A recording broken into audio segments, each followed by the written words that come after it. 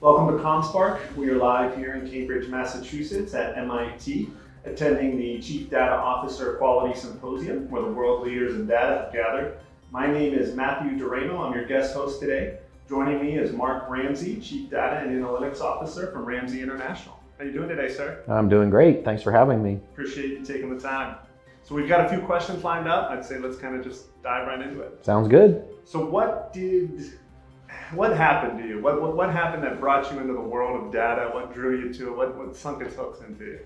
Well, when I started my career, this was 30 plus years ago, I was really fascinated with new and emerging technologies. And at the time, it was the early days of a lot of different dimensions, things like the personal computer, and new networking technologies. And one of the areas that really started to take form was in the use of data and analytics for decision making.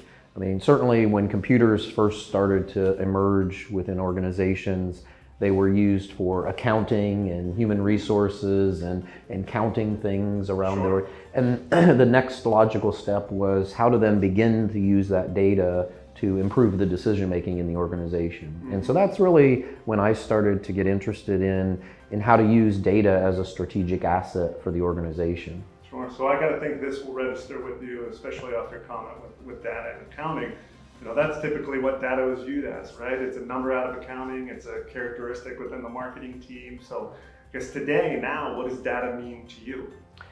It's really, the way I look at data and information for that matter is we're really looking at all of the exhaust of what people are doing, right? It used to mean like what you're describing, a transaction happened, like someone purchased something or a change happened within the organization.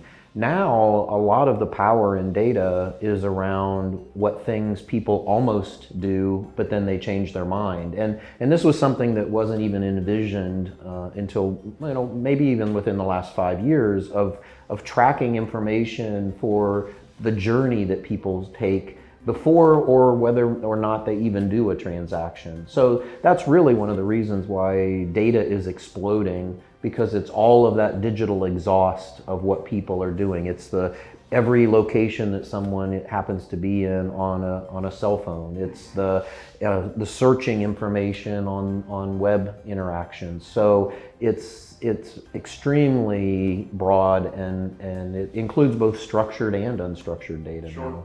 Yeah, data was, those points in time. Right now, it's beginning to tell a story or predict a story, if you will. So I agree, absolutely. So what is your vision for the data world kind of going into the future? I think historically, people have focused on, when they think of data, they think of structured data. Like, originally, like we talked about, it was a transaction. I think now, like we were just talking about, it was different steps in a journey that they were taking.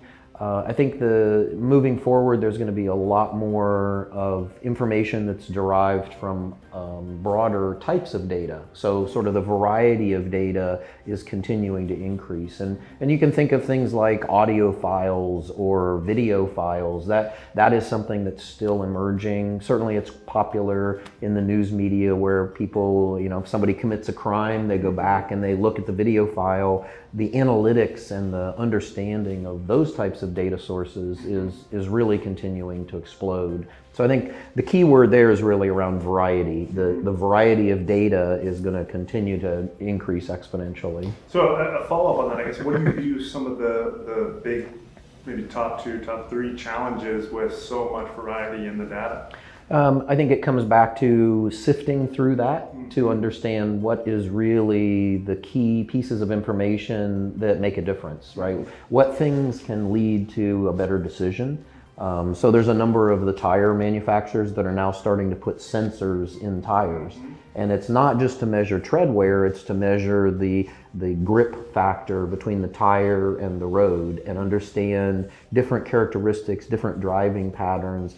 That's a lot of information, but if you can really sift it down and find those key decision-making points, it can make all the difference in driving characteristics for a vehicle. So, final question for you, I guess, what's your thoughts on, specific to that variety, that scale of data that we're going to see in the future? Do you think the culture adaptation will happen before that takes place, or is that something that view as a necessity that has to happen before we start to expand? What's your thoughts there? Yeah, I mean, the newer generations have grown up in an environment where their expectation of decision making is much higher than older generations. Sure. I mean, the younger generations dealing with social media and all the interactions and all of that data, their expectation is that every interaction that they have with every type of business is at that same level as interacting through Instagram or Twitter. It's on the same time scales. And so I think that is actually evolving the culture